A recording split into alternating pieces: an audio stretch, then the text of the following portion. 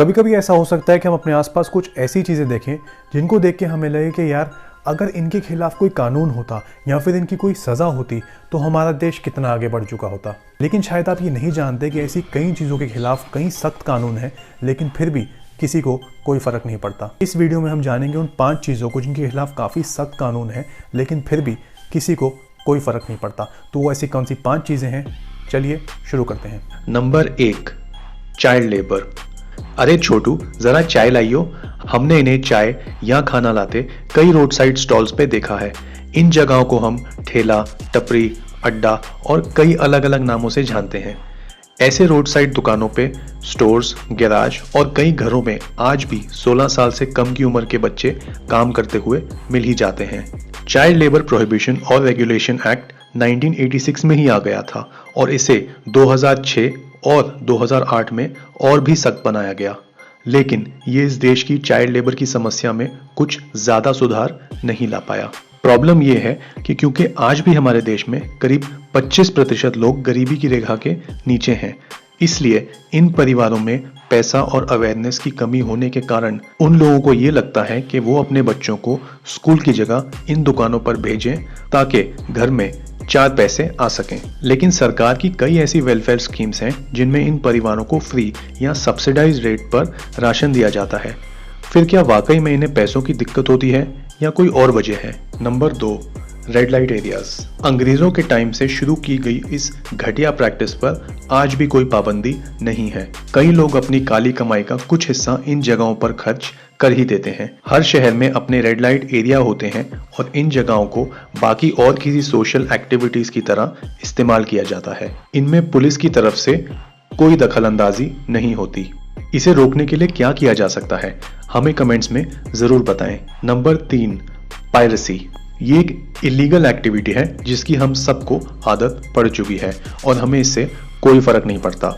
लेकिन मूवीज और कई गाने या तो हमें सड़कों पर मिल जाते हैं या फिर हम उन्हें डाउनलोड कर लेते हैं। 2008 की एक रिपोर्ट के अनुसार पायरेसी की वजह से एंटरटेनमेंट इंडस्ट्री को हर साल करीब 16,000 करोड़ रुपए का नुकसान होता है और इसका असर करीब 8 लाख नौकरियों पर भी पड़ता है। Number 4, girl child abortion and sex determination.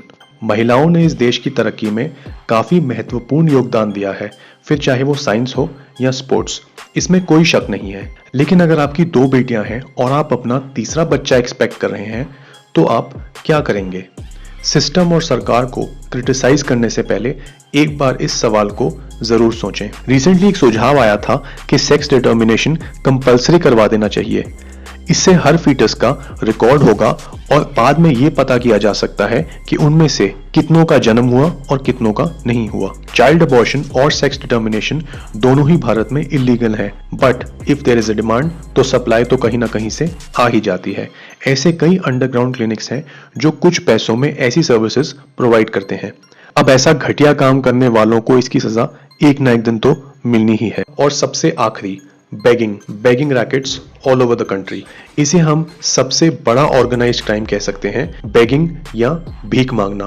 The Bombay prevention of begging act 1959 के अनुसार भीख मांगना गैर कानूनी है और एक पनिशेबल ऑफेंस है। इस कानून को दिल्ली में भी अडॉप्ट किया गया था, लेकिन दिल्ली और मुंबई की सड़कों पर हमें कितने लोग भीख मांगते हुए दिख जाते हैं ये तो हम सब जानते हैं। क्या ऐसा और कोई एक्ट है जिसमें भीख मांगने के खिलाफ कानून है? हमें कमेंट्स में जरूर बताएं। भीख मांगते हुए बच्चे और इन औरतों को सही जगह प्लेस किया जाता है जहां लोग इन्हें पैसे दे दें, जैसे मार्केट्स, मॉल, प्रीमियम रेस्टोरेंट्स और क्लब्स। शराब के नशे में उस वक्त तो हम अपनी जेब से कुछ पैसे इन बच्चों या औरतों को दे देते हैं, कभी कूल बनने के लिए और कभी ये सोच के कि शायद इन पैसों से उनका कुछ भला हो जाए। अब ये पैसे कहाँ जाते हैं ये तो हम सबको बहुत अच्छी तरह पता है, तो इसे बढ़ाने में मैं आपका कोई भी वक्त जाया नहीं करूंगा। अब इसमें कुछ सुधार होगा या नहीं और कब होगा, इसमें हम सब शायद ही कुछ कर पाए, लेकिन हम अपनी जिम्मेदारी तो निभा ही सकते हैं। कम से कम ये कोशिश करें कि इसे किसी भी हाल में बढ़ावा ना दें और चाहे कुछ भी हो जाए इन्हें बिल्कुल भी पैसे ना दें। तो हो सकता है इस वीडियो को देखने के बाद आपकी कई सारी गलतफहमियां दूर हो गई हों, आपको ऐसे कई कानूनों के बारे में पता लगा हो जो पहले से ही इलीगल हैं और फिर भी इन्हें करने वालों को कभी कोई सज़ा नहीं मिल रही और ऐसे जुर्म खुलेआम हो रहे हैं। वीडियो देखने के लिए बहुत बहुत धन्यवाद। अपना ख्याल रखिए।